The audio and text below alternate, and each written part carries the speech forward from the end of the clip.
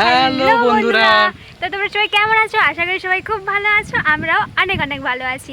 তো আজকে কালকে আমি ফেসবুকে লাইভে এসেছিলাম, তো অনেকেই বলছিলে যে দিদিভাই রিলস আপলোড করছো না এখন, কারণ আমি রিলস করার সুযোগ সময় কোনোটাই পাচ্ছি না। মেন কথা আমি ছিলাম না। হ্যাঁ, তারপরে কী বলতো, ক্যামেরাম্যানের অভাব, এটাই হচ্ছে মেন কারণ। কী বলতো, তো একা একা ক্যামেরা ধরে আমি ভিডিও করতে পারি না, সেই জন্যই ও যখন আসে তখনই করি। তো আজকেও এসছে, দুদিন হয়ে গেল করিনি। তো আজকে বললো যে চলো না, কালকে একবার বেরিয়েছিলাম যে ভিডিও করবো বলে, এই সাইডেই পড়েছিলাম, ঠিক আছে, দিয়ে বেরিয়েছি। তারপরে একটা ওদের রিলস করেছিলাম, তাও মনের মতন হয়নি। মানে কি বলতো, যখন মাইন্ড ফ্রেশ না থাকলে না কোনো কিছুই করতে ভালো লাগে না। তো সেই জন্যই তারপর কালকে আর করা হয়নি। কয়েকটা ফটো তুলে আজকে দেখবে ফেসবুকে, সরি তোমরা আজকে বলছি আমি, মানে ব্লগটা বানাচ্ছি, যেদিনকে ব্লগটা আপলোড হবে হয়তো একটু দেরি হয়ে যাবে, যাই হোক। তো ফটো কয়েকটা আপলোড করেছি ফেসবুকে, তোমরা দেখে নিও, কেমন হয়েছে অবশ্যই কমেন্ট করে জানিও। তো চলো, আজকে আমরা বেরিয়েছি কিছু রিলস করার জন্য।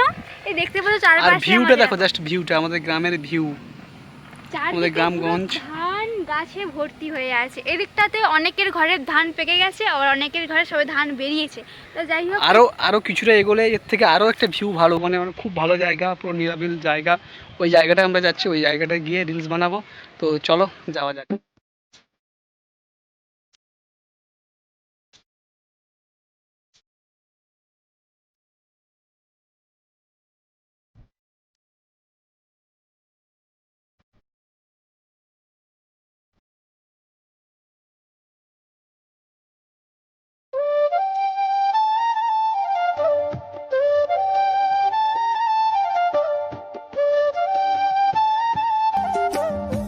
তো আমরা এখন চলে এসেছি এই জায়গাটাতে কিছু শ্যুট নেব। তো এরপরে আর একটা জায়গায় যাব। এই জায়গাটাও খুব সুন্দর, গ্রাম্য পরিবেশ, চারদিকে সবুজে ধান ক্ষেত, এই তোমরা দেখতে পাচ্ছ, খুব দারুণ জায়গা। আর এই যে তোমাদের নায়িকা, বিশাল রোদ, দেখতে পাচ্ছি না কিছু, বিভৎস রোদ, মানে এখন বাজে পুরো 2-2:30টার মতন বাজে। আর এই এখন বেরিয়েছি আমরা রিলস করার জন্য। এই মুখে ছাই লাগছে। তো কারণ এই টাইমে বেরিয়েছি, কারণ এই রাস্তাটাতে মানে অনেকেই যাওয়া আসা করে, তো তখন ভিডিও করতে একটু অসুবিধা হবে। বিশেষ করে এখন কি বলতো, ধান কাটার সময়, তো সবাই ধান ফান কাটতেছে, লোকজন বাবাই করবে, তো এই জন্য এই টাইমে আসা। তো চলো কিছু রিলস ফিলস করি। তো আর চলো, ভিউটা জাস্ট দেখো, এইখানে ভিউটা দেখো, তোমাদের ব্যাক ক্যামেরা করে ভিডিওটা দেখাচ্ছি, জাস্ট ভিউটা দেখো।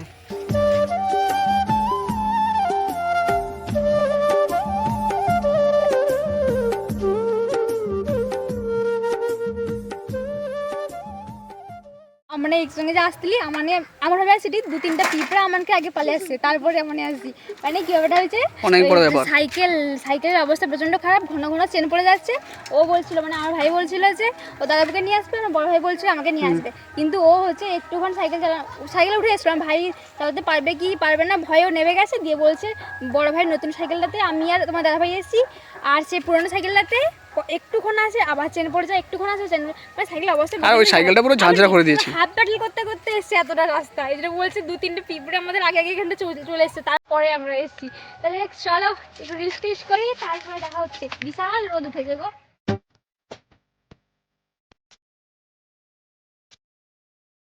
তো আমরা চলে এসেছি আরো একটা লোকেশনে, লোকেশনটা দেখো, শুধু দেখো, জাস্ট লোকেশনটা দেখো, পুরো গ্রাম্য পরিবেশ, সবুজে সবুজ, সেই আমাদের গ্রামের প্রকৃতি। আর এই যে ম্যাডাম এখন গান সিলেক্ট করছে, গান বাজছে, যে কোন গানে রিলস হবে। এই যে, আর আমাদের এই যে অ্যাসিস্ট্যান্ট ক্যামেরার, আপনি কিছু বলবেন? এই যে রিলস বানাবে, মিউজিক সেট করছে। পুরো গ্রাম্য পরিবেশ, আমাদের গ্রাম্য পরিবেশটা খুবই সুন্দর, জাস্ট দেখো একবার খালি। গানটা সিলেক্ট হলো? কি জাদু জানে, এটা বানাবো নাকি? হ্যাঁ এটা করব।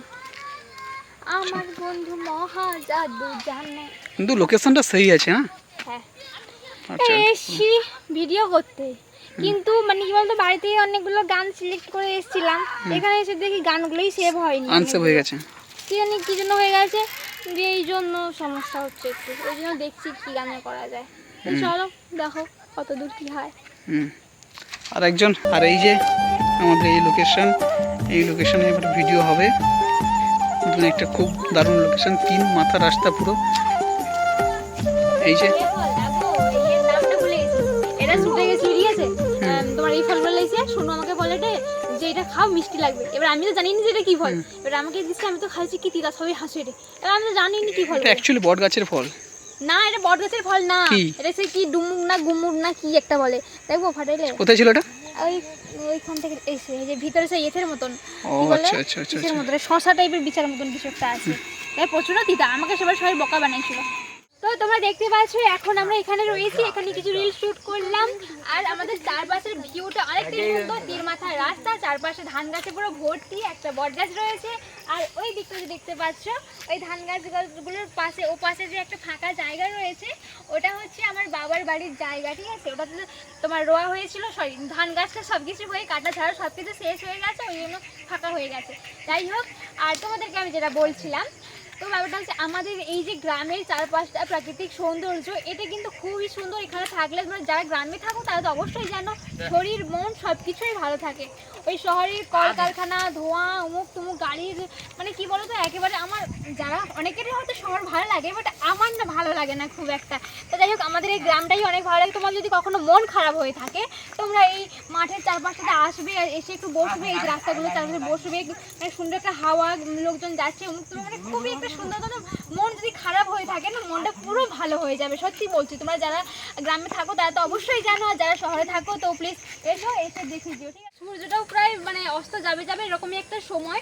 সূর্যটাও দেখতে একটু দেখা, সূর্য অস্ত যাওয়ার কিছুক্ষণ আগের সময়টা খুবই সুন্দর লাগে। এই সব দৃশ্যগুলো মাঝে মধ্যেই না এই মাঠের দিকটাতে এলে মনটা পুরো ভালো হয়ে যায়। যখন কোনো মন খারাপ থাকে মনে হয় যেন এই মাঠের দিকে ছুটে চলে আসি, বাট কিন্তু আসা হয় না, আমাদের এই কর্মব্যস্ত জীবনে হয়ে ওঠে না। কারণ সবসময় এ কাজ ও কাজ, বা যাই হোক আমরা সোশ্যাল মিডিয়ার সঙ্গে যেহেতু যুক্ত আছে, টুকিটাকি কাজ তো থেকেই থাকে। তারপরে এখন যেহেতু সংসারে ঢুকেছি, যাই হোক টুকিটাকি কাজ তো থেকেই থাকে। তো সেই জন্য আর গ্রামে এই মাঠের দিকে আসা হয় না। যখন ছোটো ছিলাম তখন মা বাবা যখন এই মাঠে আসতো ধান কাটতে, তখন কোনো কাজ করি না করলে সেগুলো চলে আসতাম যে হ্যাঁ কাজ করে দেবো, বাট এসেই ঘুরতাম। তারপরে ওই মাটি নিয়ে মাটির হাঁড়ি কলসি এইসব বানাতাম, বানিয়ে রান্না করতাম, খেলতাম। সেই সব দিনগুলো না ভোলা যায় না। গ্রামের সম্বন্ধে আমি তোমাদেরকে যতই বলি না কেন, সব কিছুই কম হয়ে যাবে। আমাদের এই গ্রামের চারপাশে গাছপালা মানে আমাদের অক্সিজেন নিতে কতটা সহযোগিতা করে তোমরা তো অবশ্যই জানো।